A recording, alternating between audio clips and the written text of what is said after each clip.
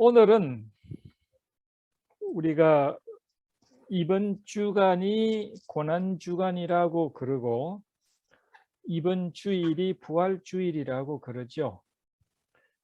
저는 개인적으로 이렇게 고난주간이다, 또 크리스마스다, 이런 것이 그 계절적으로 되는 것에 대해서 장단점이 있겠지만 저는 별로 그렇게 거기에 마음을 두지 않습니다. 왜냐하면 주님의 죽으심과 부활하심 또 탄생은 1년에 12월 달이나 4월 몇째 주가 아니고 매일매일 우리의 1년 내내 우리의 생애 가운데 늘 기억하고 또 체험해야 되는 것 아니겠습니까?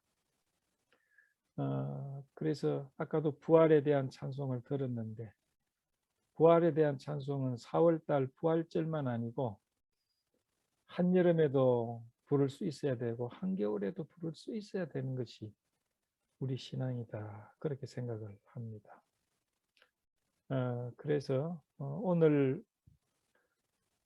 다니엘 3장을 이야기하려다가 때가 때이니만큼 우리 주님의 부활에 대해서 우리가 확실하게 좀 배우는 시간이 되었으면 좋겠다, 그런 생각을 갖습니다. 고난에 대한 것은 우리가 지난 성경 공부를 통해서 잘 배웠고, 우리 주님은 십자가에서 다 이루셨다라고 하는 승리의 선언을 하신 것입니다. 저는 이 다 이루었다라고 하는 이 주님의 외침이 온 세상에, 온 우주의 메아리처럼 울리고 있다고 생각을 합니다. 그러나 참 놀라운 것은 주님은 다 이루셨는데 너무나 많은 사람들이 나는 아직 이루고 있지 못하다, 그렇게 생각하고 여기는 사람들이 얼마나 많습니까? 주님은 다 이루셨다 그러셨는데 많은 사람들은 내가 이루어야 되겠다 하고 오늘도 이렇게 노력을 하고 또 힘쓰고 애쓰고 있습니다. 우리는 둘 중에 하나 해야 합니다. 내가 진짜 이루든지 아니면 다 이뤘다고 선언하시는 우리 주 예수 그리스도의 선언을 겸손하게 받아들이든지, 둘 중에 하나 해야 돼요. 둘 중에 하나 어디에 선택하느냐에 따라서 우리의 영원한 미래는 거기에 달려져 있습니다. 그래서 우리 그리스도인의 가장 중요한 복음의 메시지는 우리 주 예수 그리스도께서 죽으시고 사흘 만에 부활하셨다라고 하는 그 메시지입니다. 십자가와 빈 무덤은 우리 기독 신앙의 핵심입니다. 많은 분들은 십자가를 깊이 존중하고 표시하고 생각을 합니다. 주님의 고난을 기억을 합니다. 그러나 그보다는 훨씬 빈 무덤에 대해서는 주목을 하고 있지 못해요. 많은 분들은 목걸이나 혹은 장식으로 십자가를 장식하고 차고 다닙니다. 근데 아직까지 저는 빈 무덤의 장식은 못 봤어요. 그래서 앞으로 빈 무덤의 장식을 목걸이로 했으면 좋겠다, 그런 생각이 드는데 아무도 이해를 못 하겠지요. 그리스도의 죽음은 우리의 죄를 처리했습니다. 그리스도의 부활은 우리의 사망을 처리했습니다. 이 두 가지가 굉장히 중요합니다. 그리스도는 십자가에서 우리의 죄를 처리하셨어요. 단번에 영원히. 그리고 그리스도의 빈무덤, 부활은 우리의 죽음을 처리했습니다. 한 번으로서 또한 영원히. 그래서 로마서 8장 2절에는 죄와 사망의 법에서 너를 해방했다 그랬어요. 죄와 사망의 법에서 너를 해방했다. 주님의 십자가의 죽으심과 그 보혈은 우리 죄를 처리했습니다. 주님의 부활과 빈무덤은 곧 우리의 죽음을 정복하셨어요. 이것이 우리의 신앙의 두 핵심입니다. 자, 그러면 오늘 우리는 주님의 부활에 대해서 좀 생각해 보겠습니다. 우리는 본문은 누가복음 그리고 고린도전서 이 두 성경을 토대로 우리는 이야기하겠습니다. 우리 믿음의 가장 간단한 요약인 사도신경이 있지요. 아마 여러분에 계신 분들은 아마 사도신경 다 외우실 줄 믿습니다. 사실은 사도신경은 하나가 있는 게 아니고 여러 개예요. 이것은 초대 교회에 있어서 우리의 신앙을 확실하게 이해하고 정리해서 잘못된 이단으로부터 우리의 신앙을 지키자 하는 그러한 마음에서 사도신경을 이렇게 작성을 했는데, 현재 우리가 외우고 있는 사도신경이 그 중에서 가장 간단하고 잘 정리된 우리 신앙 고백입니다. 그래서 사도신경은 신앙 고백서라 이렇게 이야기할 수가 있습니다.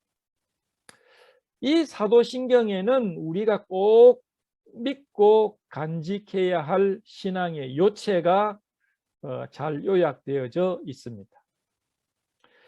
그 중에 장사한 지 사흘 만에 죽은 자 가운데서 다시 살아나시며, 장사한 지 사흘 만에 죽은 자 가운데서 다시 살아나시며 라는 놀라운 선포의 말씀이 있습니다.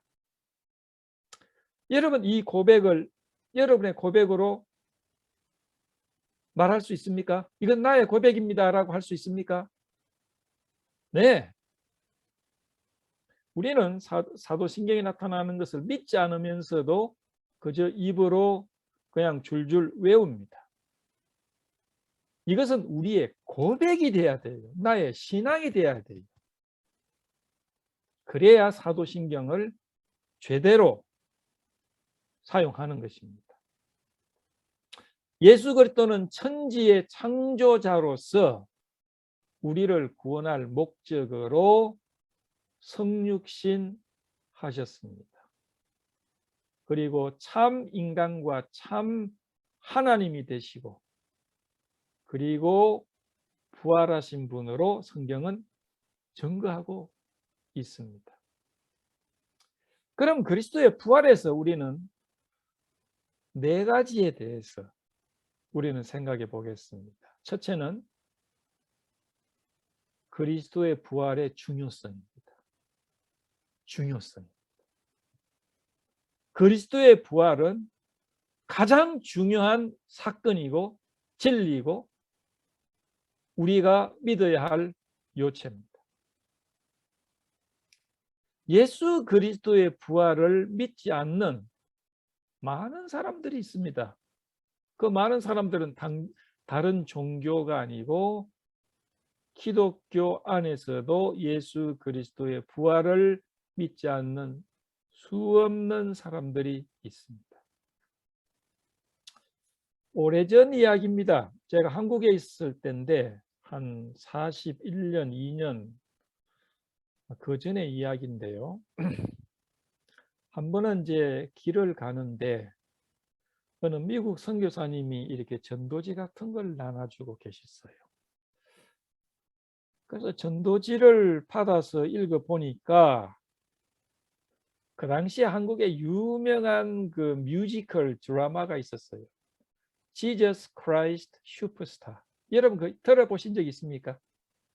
Jesus Christ Superstar라는 뮤지컬이에요. 그때 한국에 들어왔어요. 물론 오래된 이야기지만은 그 뮤지컬이 미국에서 유행을 하고 한국에 들어왔습니다. 일종의 연극인데 음악이 들어간 연극입니다. 그때 막달라 마리아를 연극을 했던 사람이 누구냐 하면 그 여가수인데 윤복희. 여러분 윤복희 기억을 하세요? 윤복희 씨가 막달라 마리아를 연기를 했습니다. 이제 그게 유행할 때예요. 또 영화도 되어졌고.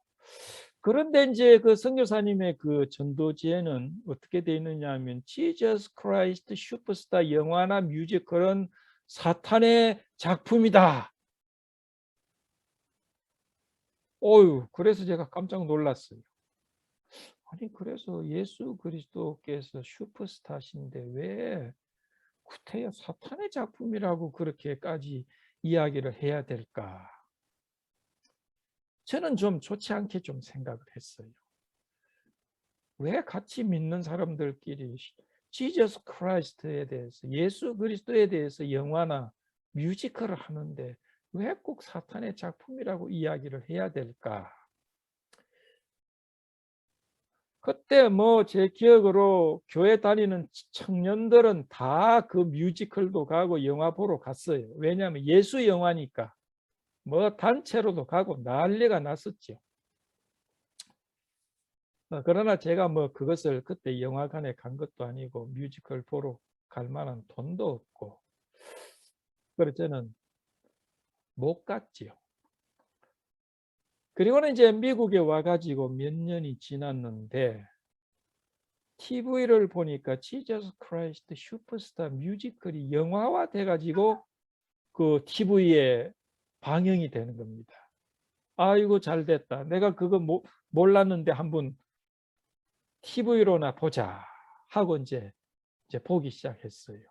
무대는 2000년 전 예수 그리스도 팔레스타인인데 2000년 전과 2000년 후 뭐 이런 걸 막 뒤섞였어요.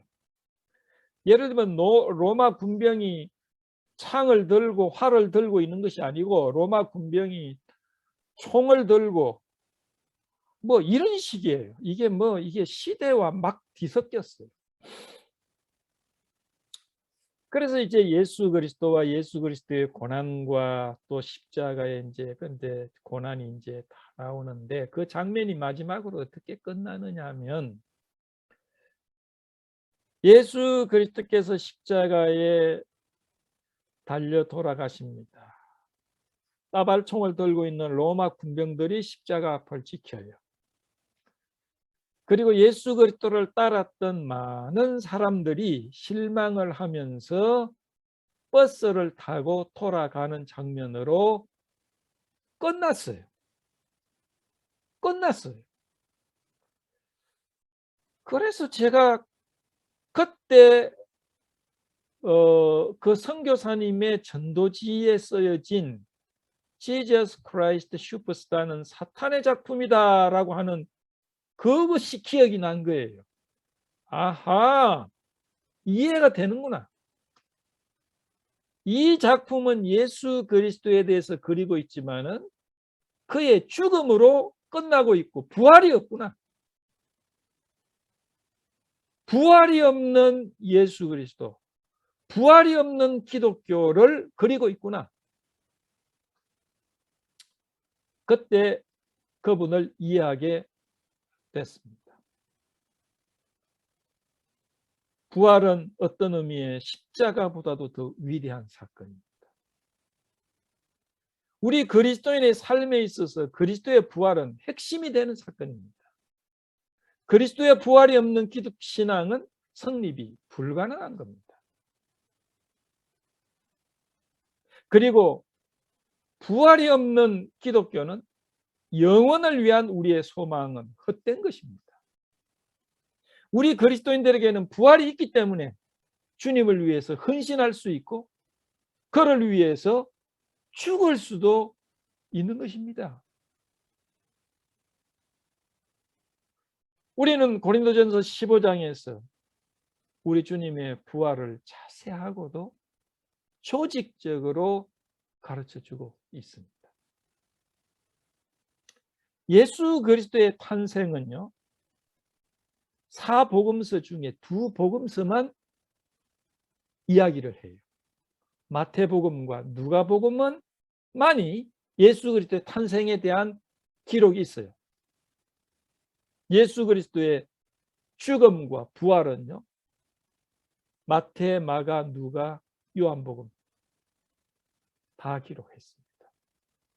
그리고 탄생보다도 그의 죽음과 부활은 더 자세하게 입체적으로 조직적으로 기록하고 있습니다. 많은 사람들은 죽으면 살 수가 없고 우리의 몸은 죽으면 썩어서 다 흙으로 돌아가고 물로 돌아간다 그렇게 생각을 합니다. 그러나 누구나 영원히 살기를 원하는 마음이 있고 언젠가 올 몸의 부활을 소망하고 있어요. 여러분 이집트 왕들 보십시오. 그들은 미라를 만들었습니다. 왜 그렇습니까? 미래의 영원한 소망을 가지고 살기 위해서 미라를 만든 겁니다. 벽화를 그립니다. 그리고 그러한 목적으로 장례를 치루었어요. 이랬듯 하나님께서는 사람에게 영원을 사모하는 마음을 주셨습니다. 전도서 3장 11절에 그렇게 이야기했어요. 자, 그럼 우리는 본문을 한번 읽어봅시다. 고린도전서 15장 16절에서 19절을 제가 읽겠습니다. 만일 죽은 자가 다시 살아나는 일이 없으면 그리스도도 다시 살아나신 일이 없었을 터이요. 그리스도께서 다시 살아나신 일이 없으면 너의 믿음도 헛되고 너희가 여전히 죄 가운데 있을 것이요. 또한 그리스도 안에서 잠자는 자도 망하였으리니 만일 그리스도 안에서 우리가 바라는 것이 다만 이 세상 삶뿐이면 모든 사람들 가운데 우리가 더욱 불쌍한 자리라. 부활은요, 새 생명을 보장하는 것입니다. 부활이 없다는 말은 우리가 죽음과 죄 속에서 그대로 잠겨 있을 수밖에 없다는 이야기입니다. 부활이 없다면 우리의 미래나 영생에 대한 소망도 있을 수가 없습니다. 만약 우리가 그저 70세, 80세, 90세 이렇게 살다가 죽어 없어진다면 그리스도인의 분리된 삶이나 분별된 삶이 얼마나 불쌍합니까? 여러분 우리가 죽어버리고 아무것도 남는 게 없고 무로 돌아간다면 우리가 왜 주일날 예배 시간에 찾아가야 하고 예배를 드려야 하고 헌금을 드려야 하고 또 우리는 주님을 위해서 살아야 할 이유가 무엇이겠습니까? 10분의 1 헌금 드리는 거 아까운 거 아니에요?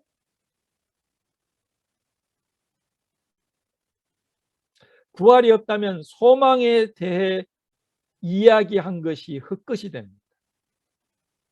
우리처럼 초라한 자가 없게 될 겁니다. 그렇기 때문에 분명한 것은 부활이 없는 기독신앙이 성립될 수 없다는 겁니다. 부활이 없는 기독교는 참된 기독교가 아닙니다. 참된 복음은 십자가와 빈 무덤이 아울러 전해질 때 이것이 참된 복음입니다. 부활과 영생이 없다면 현재 우리의 윤리적이고 도덕적이고 우리가 분별해서 살아가야 하는 삶의 의미가 무엇입니까? 없는 것이죠. 32절에 보면요, 이렇게 이야기했어요. 내가 범인처럼, 여기 범인이라는 거니까 평범한 사람이라는 것. 내가 평범한 사람처럼 에베소에서 맹수로 더불어 싸웠으면 내게 무슨 유익이 있느냐? 죽는 자가 다시 살지 못할 것이면 내일 죽을 터이니 먹고 마시자 하리라. 속지 말라. 악한 동무들은 악한 행실을 더럽히나니 깨어 의를 행하고 죄를 짓지 말라. 하나님을 알지 못하는 자가 있기로 내가 너희를 부끄럽게 하기 위하여 말하노라. 사도 바울이 그랬어요. 우리가 다시 사는 것이 없고 영생이 없으면 우리가 괜히 이렇게 아웅다웅 살아야 할 필요가 없다는 겁니다. 그저 우리가 원하는 대로 살다가 죽으면 되는 거 아니겠어요? 그저 남의 물건 가지고 와서 편리하게 쓰면 되고, 그렇지 않아요? 잘 먹고 살다가 가는 것이 행복한 거 아니겠어요?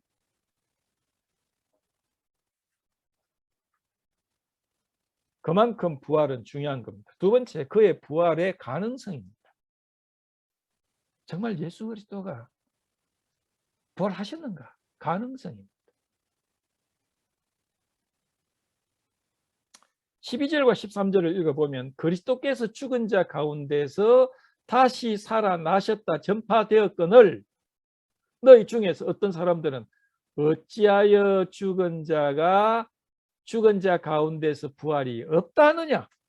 만일 죽은 자의 부활이 없으면 그리스도도 다시 살아나지 못하셨으리라. 성경은요, 예수 그리스도의 부활의 가능성을 이야기하는 것이 아니고 부활하심 그 자체를 증거해 주고 있습니다. 예수 그리스도 이전에도 부활이 있었어요. 구약에도 부활이 있었고, 우리가 그 나사로 같은 경우에도 주님이 다시 살리시지 않았습니까? 나사로의 부활은요, 예수 그리스도의 부활과 우리 미래의 부활과는 다릅니다. 나사로의 부활은 우리는 회생이라고 그러죠. 그 몸이 죽었다가 그 몸이 다시 산 거예요. 아마 나사로는 다시 죽었다가 다시 살았는데 그 나사로는 언젠가 다시 죽었을 겁니다. 그러나 예수 그리스도는 차원이 다른 부활을 하셨습니다. 예수 그리스도도 영원한 부활을 하심으로 부활의 상징적인 실체 혹은 모델이 되셨어요. 예수 그리스도의 그 부활의 그 가르침에는요, 예수 그리스도의 부활에는 무엇이 개입되었는가 하는 것이지요. 예수 그리스도께서 십자가에 죽으셨어요. 이것은요, 굉장히 중요한 뜻이 있습니다. 예수 그리스도는 영적으로 육적으로 죽음을 경험하셨어요. 육적으로 죽음을 경험하셨다는 것은 성경에 보여주고 있지 않습니까? 다 이루었다 하시고 그의 생명이 떠나가시니라 그랬어요. 죽었습니다. 육신적으로 죽었어요. 의학적으로 죽었습니다. 예수 그리스도는 또한 영적으로 죽음을 경험하셨어요. 그건 뭐냐면 아버지여 왜 나를 버리시나이까 그랬어요. 영적인 죽음은요, 하나님과 분리입니다. 하나님과 분리되는 겁니다. 이거 죽음이에요. 주님이 십자가에 달리는 그 십자가 위에서 우리 주님은요, 아버지 하나님이 자기를 버리는 걸 느꼈어요. 그래서 엘리 라마 사막단이 그러신 거예요. 아버지요, 아버지 하나님이요, 왜 나를 버리십니까? 이거는 그의 예수 그리스도의 육체적인 죽음보다 더 심각하고 더 비극적이고 더 고통스러운 죽음이었어요. 아버지 하나님과 아들 하나님과 성령 하나님은 한 하나님으로 분리할 수 없는 그러한 분이셨어요. 그런데 그 순간에 아버지 하나님과 아들 하나님의 분리가 일어났습니다. 이것이 아들 하나님 예수 그리스도의 죽음을 두려워하신 거예요. 할만하시거든 이 잔을 내게서 옮겨 주십시오. 땀이 핏빛같이 피같이 흘렀다고 그랬어요. 내가 고민하여 죽게 되었다 그랬어요. 그래서 육세적인 죽음뿐만 아니에요. 이 영적인 죽음의 두려움이었습니다.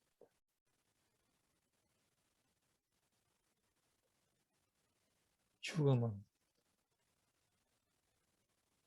정말 비극적인 겁니다. 부활은 죽었던 사람에게만 해당됩니다. 예수 그리스도는 죽으셨기 때문에 부활하실 수 있었어요. 예수 그리스도의 부활을 성취하신 것은 아버지 하나님이셨습니다. 고린도전서 6장 14절에 보면요. 하나님의 아버지 하나님이 주 그리스도를 다시 살리셨고 또한 그의 권능으로 우리를 다시 살리시리라 그랬어요. 예수 그리스도를 죽은 자 가운데서 살리신 것은 그의 아버지 하나님이셨습니다. 그리고 그 하나님이 우리도 살리실 것이라고 약속하고 계세요.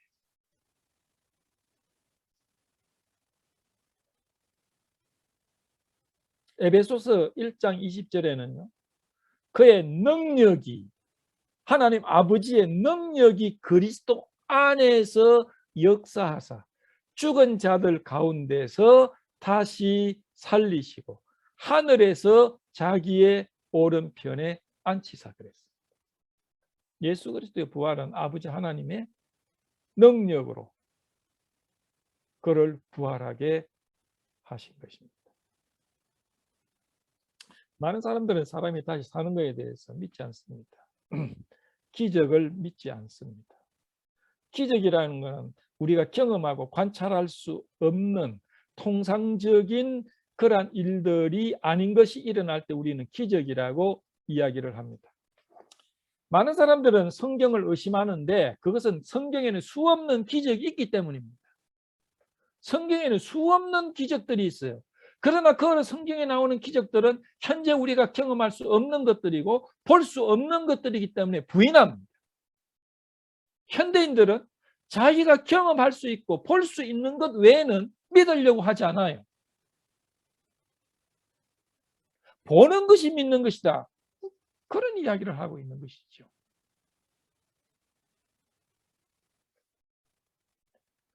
성경이 말하는 기적은 가능한가?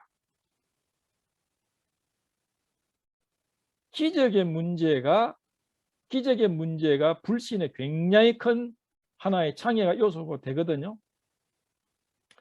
기적을 증명한다는 것은 상당히 힘든 일입니다.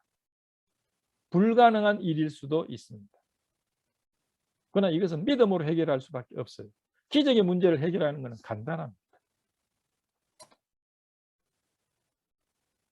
여러분 하나님이 계신 걸 믿습니까?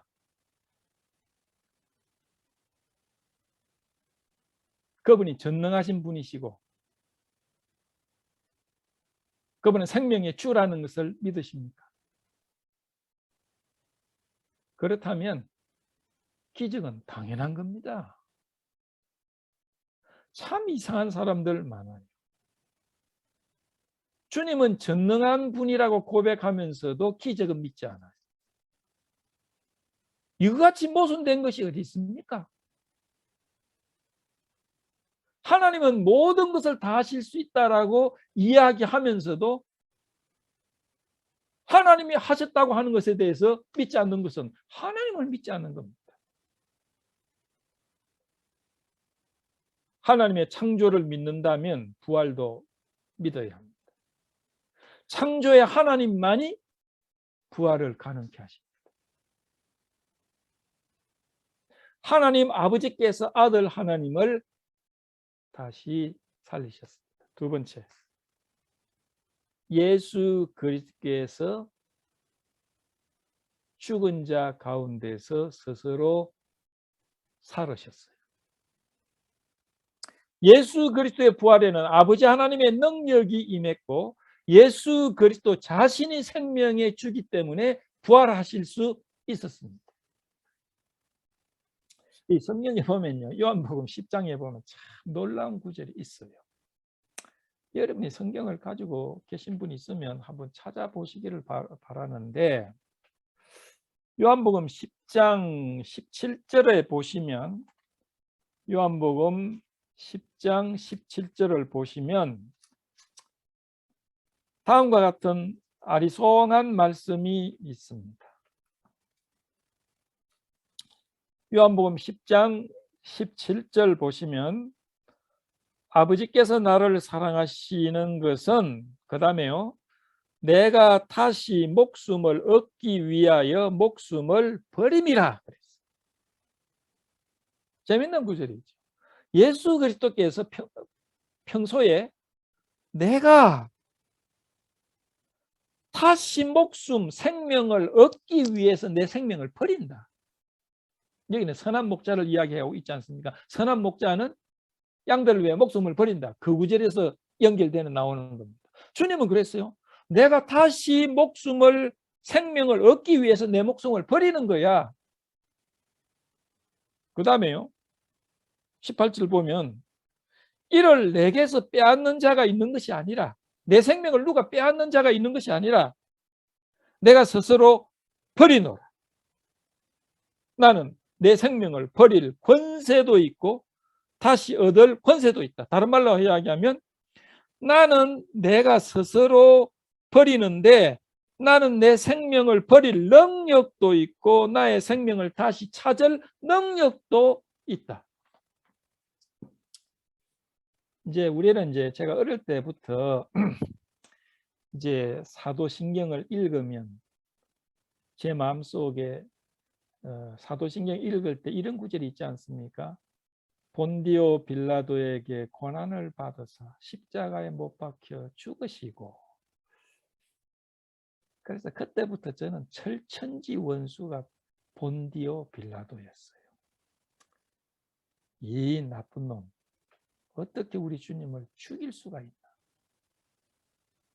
그래서 그때부터 본디오 빌라도는 어느 나라 사람인지는 몰랐지만 엄청나게 나의 정오의 대상과 또 내가 부관 참시를 해야 할 사람으로 생각을 했었어요. 한 가지 묻습니다. 예수 그리스도의 십자가에서 그를 죽음에 이르게 한 것은 본디오 빌라도입니까?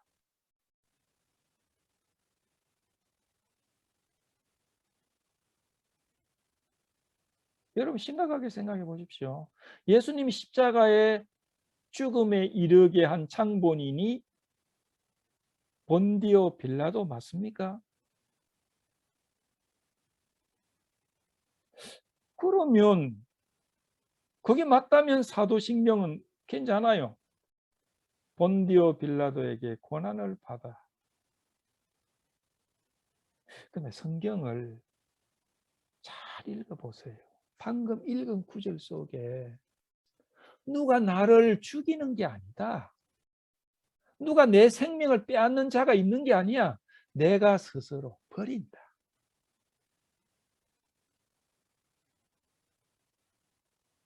나는 내 생명을 버릴 능력도 나에게 있고 내 생명을 다시 찾을 능력도 나에게 있다. 누가 나를 죽여 내 생명을 빼앗아 불가능하다. 결론적으로 이야기하면 예수 그리스도는 선한 목자로서 우리 양들을 위해서 자기 목숨을 스스로 버려 주셨습니다. 거기에 좀 조력을 한 것이 빌라도예요. 십자가에 못 박게 하고 그 다음에 못 박고 피가 흘리게 하고 해서 예수 그리스도께서 육신적인 죽음을 경험하도록 조금 도왔어. 그러나 실제로 예수 그리스도의 목숨을 앗아간 것은 인간이 아니었어요. 그 자신이었어요. 성경이 그렇게 되어 있지 않습니까? 생명의 주를 누가 죽입니까? 생명의 거는 자를 누가 죽일 수 있어요? 예수 그리스도만이, 생명의 주만이 자기 생명을 스스로 버릴 수 있음으로써 죽음을 경험하신 겁니다.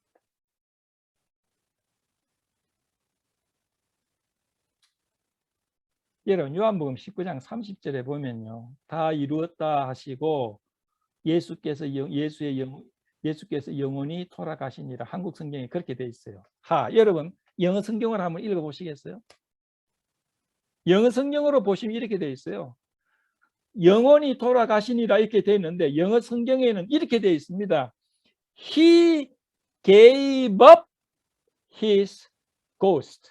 킹 제임스 버전에는 그렇게 되어 있고 He gave up his spirit.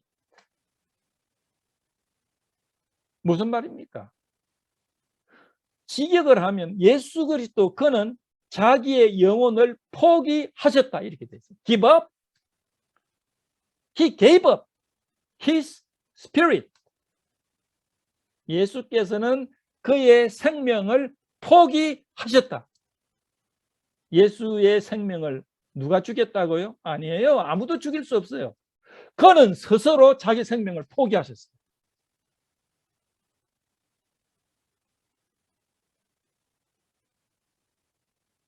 얼마나 많은 사람들이 예수 그리스도를 십자가에서 피 흘려 죽게 만들었다. 그게 뭐 완전히 잘못된 이야기는 아니겠지요.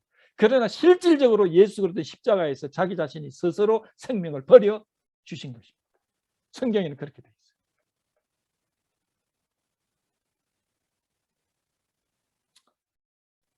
주님은 목숨을 얻기 위해서 목숨을 버리셨습니다. 주님은 스스로 죽으실 수도 있고 사실 수도 있는 분이셨어요. 그리고 그분은 생명의 주기 때문에 부활하실 수밖에 없는 부활의 주님이십니다. 죽은 자를 부활케 하실 수 있는 분은 오직 하나님이시고 또한 자기 자신 예수 그리스도 자신밖에 없습니다. 그렇기 때문에 예수 그리스도는 하나님이시며 그의 신성은 당연하며 정당합니다. 그리고 언젠가 그는 우리 자신도 부활하게 하실 것입니다.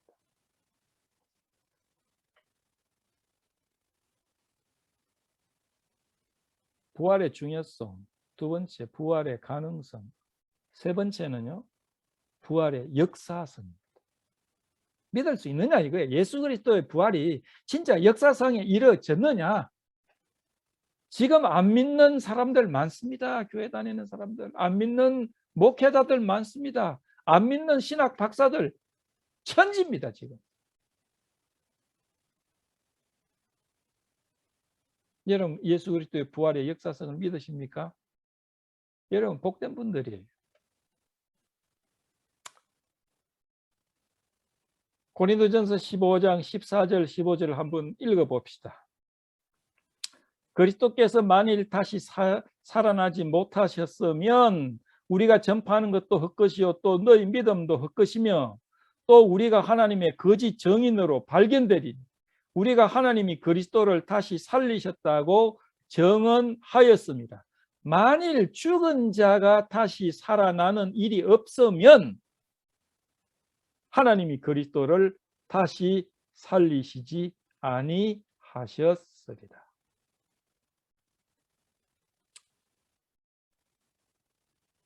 부활은 신화나 꿈이나 어떤 소설이 아니고 역사적인 사건입니다.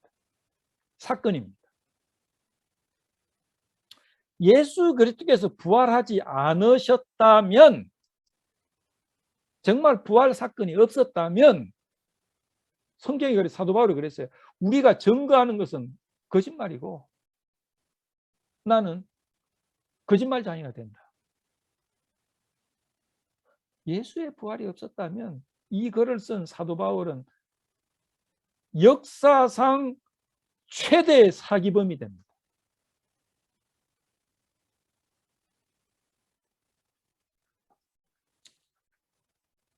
사도 바울은요, 예수 그리스도를, 부활한 예수 그리스도를 실제로 만난 목격자였어요.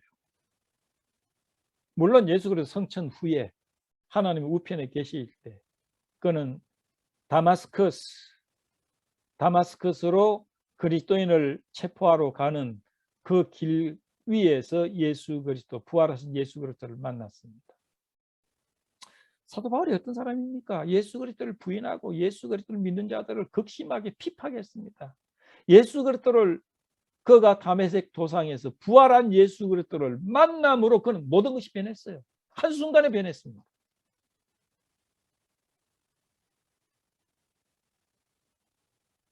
길 위에 빛이 비칠 때 그는 끄꾸러졌어요. 그리고 주님이 이야기합니다. 네가 왜 나를 핍박하는가? 사도 바울은요, 예수 그리스도를 실제로 핍박한 적이 없었어요. 예수님이 32여 년 동안 사실 때 사도 바울은 예수 그리스도를 만난 적이 없었습니다. 실제로 핍박한 적이 없었어요. 그러나 주님은 너는 왜 나를 핍박하느냐 그랬어요. 왜 그랬을까요? 사도 바울은 교회를 핍박했어요. 예수 그리스도의 몸된 교회를 핍박했기 때문에 예수를 핍박한 겁니다. 어떤 사람이 우리 그리스도인을 핍박하면 그는 예수를 핍박하는 겁니다.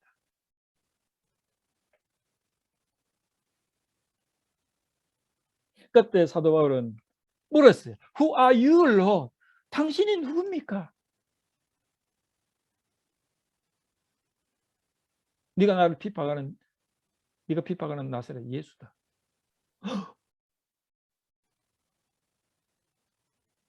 그는 부활하신 예수 그리스도의 실체를 만나게 됩니다. 1초도 안 되는 순간에 그는 모든 것이 바뀌었습니다. 그리고 그는 이야기했어요. What shall I do, Lord? 내가 뭘 할까요? 당신이 나사렛 예수다면 나는 이제 끝났습니다. 알겠습니다. 그럼 내가 뭘 할까요? 당신을 위해서 뭘 할까요?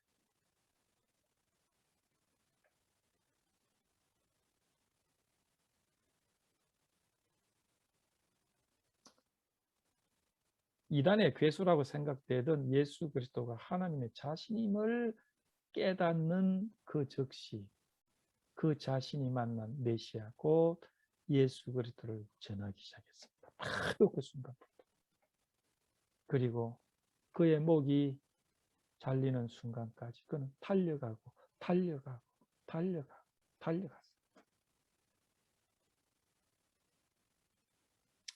사울은 부활의 목격자입니다.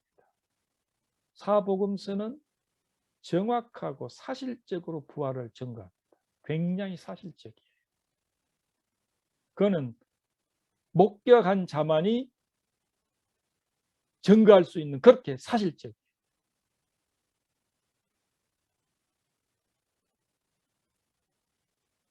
사복음서만 그렇습니까? 구약 성경도 미래에 올 메시아가 부활할 것이라고 예고하고 있습니다. 썩음을 그 육체가 썩음을 당하지 않는다 그랬어요. 그리고요. 예수 그리스도 오시기 전에 2000년 전, 지금부터 4000년 전 살았던 욥 같은 경우에는 내가 이 가죽, 이 육체가 썩은 다음에 내가 육체 밖에서 예수 그리스도를 볼 것이다 그랬어요. 부활을 바로 보았습니다. 모든 성경은 부활에 대해서 기록하고 약속하고 증거하고 있습니다. 예수 그리스도의 부활은 역사성은요. 첫째 몇 가지가 있는데 첫째 빈 무덤에서 찾아볼 수가 있어요. 예수 그리스도의 무덤은 병정들에 의해서 장악되어져 지켜졌습니다. 왜 그러냐 하면 예수님이 십자가에 처형되고 난 다음에 이제 처형이 되고 난 다음에 그 아리마대 요셉은 예수 그리스도가 메시아라는 것을 알았거든요. 공회원이었어요. 이스라엘의 국회격인 70인명이 한 명이었어요. 이 사람이 예수 그리스도가 메시아라는 것을 알았습니다. 그리고 이제 빌라도한테 갔어요. 저 나사렛 예수가 죽었으니까 내가 장사하기 원하는데 시체를 나에게 주세요. 그러니까 시체를 줬죠. 그래 아르마데 요셉이 예수 그리스도 시체를 가져다 아마 깨끗하게 씻겼겠죠. 그리고 세마포로 그를 감았어요. 세마포로 감아서 아무도 장사하지 않는 그 빈 바위를 판 그 무덤에 집어 넣고 큰 돌로 막았습니다. 대제사장들과 바리새인들이 좀 불길한데요. 저 사람이 죽기 전에 그런 이야기 자주 했어요.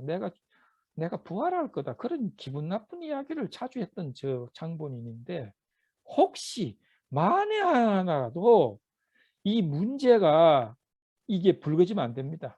혹시 그 제자들이 아주 흉흉한 사람들인데 그들이 예수의 제자를 훔쳐가 가지고 예수의 그 시체를 훔쳐가 가지고 예수님 부활했다라고 이야기하면 어떻게 됩니까? 큰일 납니다. 그러니 좀 지켜야 됩니다.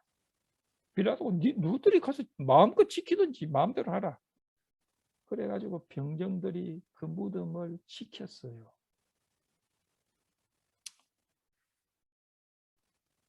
한두 명 지켰겠습니까?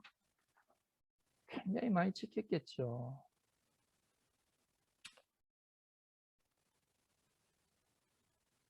여인들이 그 무덤이 어디인가 보고 왔습니다. 안식 후 첫날에. 안식 후 첫날은 지금으로 말하면 썬데이, 일요일이에요.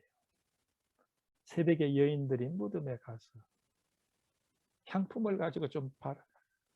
우리가 향품을 좀 바르고 싶은데 누가 돌을 올려놓을 수, 그 돌이 엄청 큰 바위인데 아무도 그거 보통 우리가 옮길 수 없는데, 가서 보니까 돌이 옮겨졌어. 빈 무덤이야.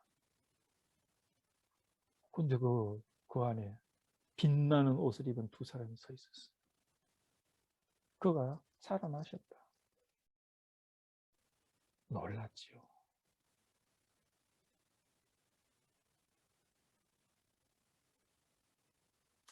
왜 막았던 돌이 옮겨졌을까요? 누가 그 거대한 돌을 옮겼을까요? 병정들이 그거 옮겼을 리 만무하죠. 왜 돌이 옮겨졌을까요?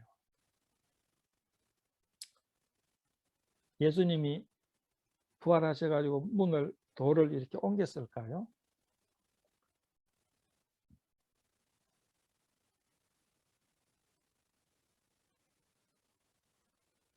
아마 천사들이 옮긴 게 아닌가 생각이 듭니다.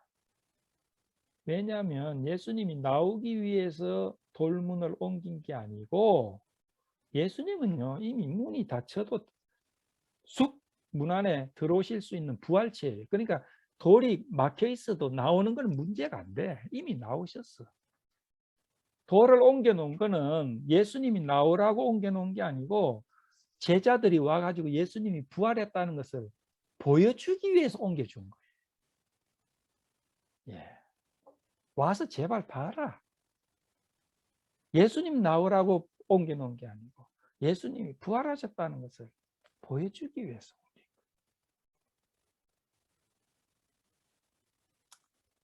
아마 예수님 부활하지 않았다면 부활의 이 루머 이거는 없어졌을 겁니다. 왜? 군사들이 야 예수 시체 여기 있잖아. 그럼 끝난 겁니다. 대부분에 끝난 겁니다. 두 번째는 주일이에요. 우리가 지금 주일을 지키지 않습니까? 왜 주일이라고 합니다. 로스 데이. 주님이 부활하신 날이기 때문에 그렇습니다. 유대인들은요. 안식일을 목숨을 걸고 지킵니다. 유대인들은요. 안식일 날 전쟁이 벌어질 때 죽었어요. 그냥 안식일 범하지 않기 위해서. 그래서 6.1 전쟁 때요. 안식일 날 막 대적들이 와서 막 전투를 했지 않습니까? 안식일이 그만큼 중요한 거예요. 그런데 예수님이 안식 후 첫날 주일에 부활하셨기 때문에 이 날을 주의 날로 부르게 되었고 지금까지 주일을 지키고 있지 않습니까? 이 주일은 예수 그리스도의 부활의 놀라운 증거입니다. 세 번째는요, 제일 큰 증거에 변화된 제자들입니다. 제자들에게 있어서 부활하신 주님은 주 그리스도를 만난 후에 그들 생명이 변했어요. 예수님 당시만 하더라도 예수님 십자가에 달려 돌아가는 그 순간까지도 철철이 더 없는 제자들이었어요. 베드로는 내가 주님과 내가 죽고 내가 그랬습니다. 그러니까 다 도망가 버렸어요. 3번 부인했어요. 3번. 3번 모른다고 했어요. 닭이 울기 전에 3번 부인하고, 그렇게 3번 부인하니까 닭이 꾸꾸루 우니까 베드로가 통곡했다 그랬어요.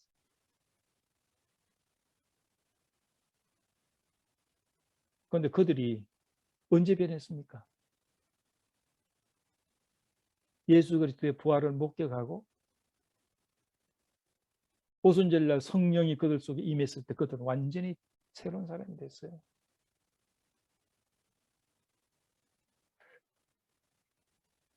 죽음의 현장에서 부인하고 모두 도망갔던 그들이 부활의 주님을 만난 후에는 핍박도 죽음도 예수 그리스도의 복음을 전파하는 그들의 발길을 멈출 수 없게 만들었습니다.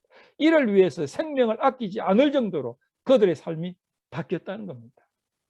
제자들 중에서 가장 의심이 많던 도마도 예수 그리스도의 부활을 확인한 후에 나의 주 나의 하나님이라고 고백하게 되었고, 그의 인간적인 의심과 연약함이 다 사라지고 복음 전파에 그의 생애를 불태울 수 있었어요. 그건 어디까지 간 줄 아십니까? 인도까지 갔어요. 인도에 가면요, 첸나이라는 데가 있습니다. 인도가 여기 있으면 서쪽에 있는 게 아니에요. 동쪽에 있어. 인도 동쪽에 있어요. 첸나이라는 데가, 이게 옛날에는 마드라스 그랬어요. 영국이 지배할 때는 마드라스라는 도시인데 영국이 이제 독립하고 난 다음에 옛날 이름이 첸나이로 바꿨어요. 거기에 현대자동차 공장이 있습니다. 제 바로 위에 형님이 현대자동차 그 공장의 상무로 있었어요. 우리 형님이 그러더라고. 그 첸나이에 내 현대자동차 근무할 때 거기에 토마, 예수님이 12제자 중에 한 명 토마의 무덤이 있다는 거예요. 그 무덤에 교회당을 세웠대. 거기서 순교한 거예요. 세상이 팔레스타인에서 아라비아 반도를 건너가지고 인도에, 그것도 서쪽이 아니고 저 동쪽 중국 쪽으로 그 가서 죽었어요. 베드로는 거꾸로 죽었죠.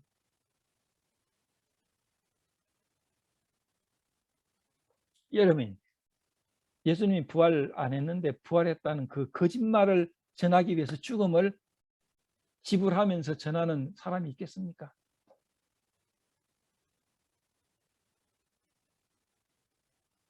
부활은 실제로 일어난 역사적인 사건으로 그들이 분명히 목격했기 때문에 그들은 이 복음을 위해 담대히 죽을 수 있었어요. 아니, 100번이라도 죽을 수 있었습니다. 왜? 다시 살 수 있는 길을 목격했기 때문에.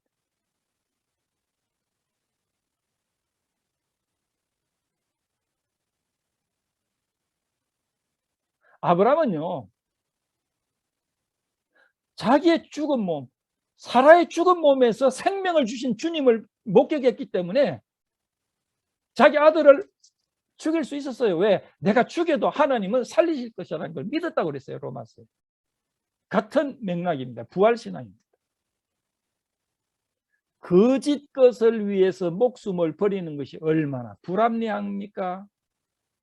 얼마나 불합리해요. 네 번째, 그의 부활의 포괄성입니다. 이 말은 주의 부활과 우리의 관계입니다. 저는 이것이 현재 우리에게 제일 중요합니다. 가장 위대한 것은, 또한 우리에게 기쁨을 주는 것은, 희망을 주는 것은 이 부활의 포괄성입니다. 주님의 부활과 우리와 무슨 관계가 있느냐는 거예요. 주님은 하나님이니까 죽었다가 부활하신 건 당연한 거 아닙니까? 주님의 그 부활이 오늘 나와 무슨 관계가 있으면, 나에게 어떤 유익이 있으면, 어떤 희망이 있느냐 이거죠.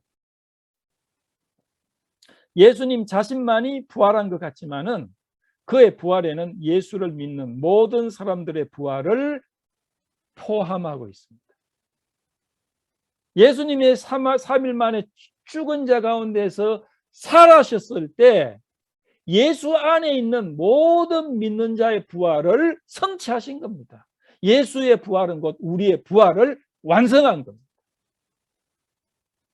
할렐루야. 그렇죠? 예수님 자신만 부활한 것 같지만 그의 부활에는 예수님을 믿는 모든 사람들의 부활을 포함하고 있죠. 우리가 어떻게 죄인 되었습니까? 물론 죄를 지었기 때문에 죄인이지요. 우리는 이미 죄를 가지고 태어났어요. 어린아이가 죄를 배우지 않아도 죄를 짓는 것을 보면 알 수 있어요. 아담의 죄가 우리를 죄인으로 만들었습니다. 이를 죄의 포괄성이라고 이야기를 합니다. 죄의 유전이라고 이야기합니다. 그래서 로마서 5장 19절은 그렇게 이야기했어요. 한 사람이 순종치 아니함으로 많은 사람이 죄인 된 것처럼 한 사람이 순종하심으로 많은 사람이 죄인이 되리라. 아담은 죄를 범해서 그의 자손 우리가 죄인이 된 거예요. 우리는 실제로 죄를 범하지 않았어요. 아담의 죄가 곧 우리의 죄가 된 겁니다. 그런데 예수 그리스도의 부활이 그를 믿는 그 안에 있는 모든 그리스도인들에게 부활이 된 겁니다. 우리가 실제로 부활한 건 예수의 부활의 능력이 우리의 부활을 포함했다는 겁니다. 아담은 우리에게 죽음을 주고 예수 그리스도는 우리에게 생명을 주신 겁니다. 아담 때문에 우리는 뭐예요? 죄인이 되었죠. 예수 그리스도 때문에 우리는 의인이 될 수 있는 거예요. 다시 말하자면 그리스도의 부활이 우리의 부활을 포함하고 확정하였습니다. 우리가 언젠가 죽으면 다시 부활하게 될 것입니다. 우리의 이 부활은 이미 예수 그리스도의 첫 부활 속에 이미 내포되어져 있는 것입니다. 20절, 22절까지 보면 그러나 이제 그리스도께서 죽은 자 가운데서 다시 살아나사 잠자는 자들의 첫 열매가 되셨도다. 첫 열매라고 표현했어요. 예수님만 부활한다면 첫 열매라고 말할 필요 없지. 그런데 첫 열매라는 건 말은 뭐예요? 둘째 열매, 셋째 열매, 넷째 열매, 다섯째 열매를 암시하고 있어요. 예수 그리스도의 첫 열매면 우리도 넷째, 다섯째, 여섯째 열매가 될 수 있다는 거 아닙니까? 사망이 한 사람으로 말미암았으니 죽은 자의 부활도 한 사람으로 말미암는도다. 아담 안에서 모든 사람이 죽은 것처럼 그리스도 안에서 모든 사람이 삶을 얻으리라. 우리의 부활이 예수 그리스도 부활에 포함됐다. 예수께서 그 몸이 부활하셨듯이 우리의 이 몸도 언젠가 부활하게 될 것입니다. 그럼 예수 그리스도 부활하신 몸은 어땠습니까? 부활 전의 몸과 달랐어요. 예수 그리스도의 부활한 몸은 30여 년 동안 가졌던 그 몸이 아니고 다른 몸이 그게 아니에요. 예수님의 부활한 몸은요 30여 년 동안 가졌던 그 몸이 부활했어요. 그래서 주님이 내 손자국을 보라, 내 옆구리를 만져보라. 예수님이 가졌던 그 몸의 부활이었어요.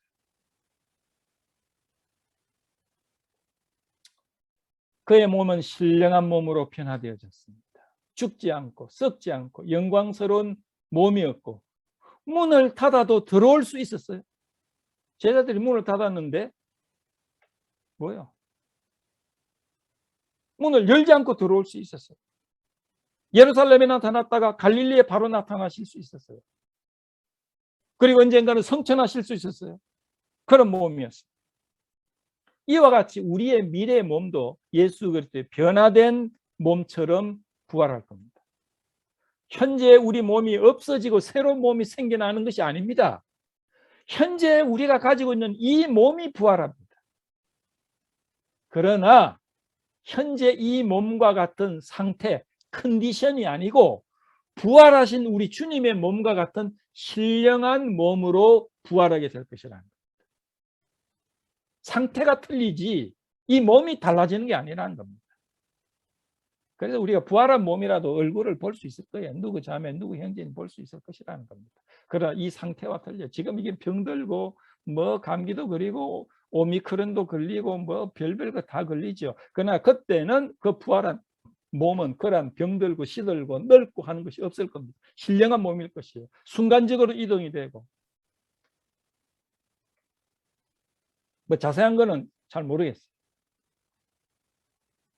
51절 53절 보면 보라 내가 너에게 비밀을 말하노니 우리가 다 잠잘 것이 아니요 마지막 나팔의 순간에 호련히 다 변하리니 나팔 소리가 나면 죽은 자들이 썩지 아니할 것으로 다시 살고 우리도 변화하리라.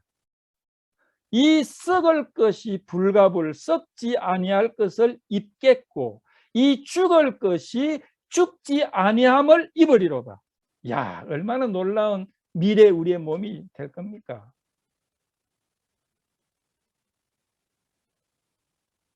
이 예수 그리스도의 부활은 우리의 부활을 이미 보장하신 겁니다. 얼마나 놀라운 사실입니까? 그분의 부활이 우리의 부활을 포함했기 때문에 그의 부활은 우리에게 환희가 되고 감격이 되고 기쁨이 되는 것 아니겠어요? 부활이 확정되었기에 우리가 주를 위해서 봉사하고 죽을 수도 있습니다. 우리의 부활이 보장되기 때문에. 주님은 부활을 바라보면서 죽으셨어요.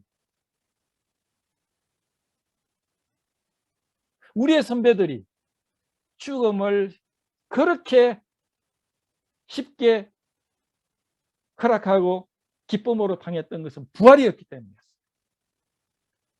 죽음을 통해서 부활에 이르기 때문에. 하나의 미랄이 썩지 아니하면 그대로 있고 썩으면 많은 열매를 맺기 때문에 그들은 흔쾌히 죽을 수 있었습니다. 이것이 우리의 능력이고 희망이고 담대함입니다. 또한 부활은 우리에게 소망이 되기 때문에 오늘의 고난을 이길 수 있는 이유가 됩니다. 오늘 우리에게 얼마나 많은 어려움이 많아요. 걱정, 근심이 많습니까? 두려움이 많습니까? 부활이 있기 때문에 오늘 우리는 우리의 고난을 이길 수가 있는 이유가 돼요. 질병, 아픔, 괴로움, 이별. 그러나 이 모든 것들이 부활에 대한 소망과 영생이 찰나적이고 제한적인 삶을 담대하게 살 수 있도록 우리를 격려해 줍니다. 세상 사람들에겐 죽음은 최종적이 되고 공포와 고통스러운 것이 되지만 믿는 우리에게 예수 그리스도의 부활은 감사와 영광과 존귀와 예배를 드릴 조건이 되는 것입니다. 그리스도의 부활의 능력과 영광이 오늘 여러분들에게 충만하게 되기를 바랍니다. 기도하겠습니다. 아버지 하나님, 우리에게 부활의 소망을 갖게 해 주신 것에 대해서 감사합니다. 사도 바울은 보라 내가 죽음을 이겼다고 했습니다. 사도 바울은 나는 매일 죽는다고 그랬어요. 왜 그렇습니까? 그는 부활이 있기 때문에. 오 주님, 우리에게 이러한 담대함과 영생을 주신 주님을 찬양합니다. 저희들이 주님을 진정으로 만나는 그 순간까지 매일매일 우리는 죽음을 경험함으로 부활을 또한 경험할 수 있도록 축복해 주옵소서. 부활하신 우리 주 예수 그리스도의 이름으로 기도하옵나이다. 아멘.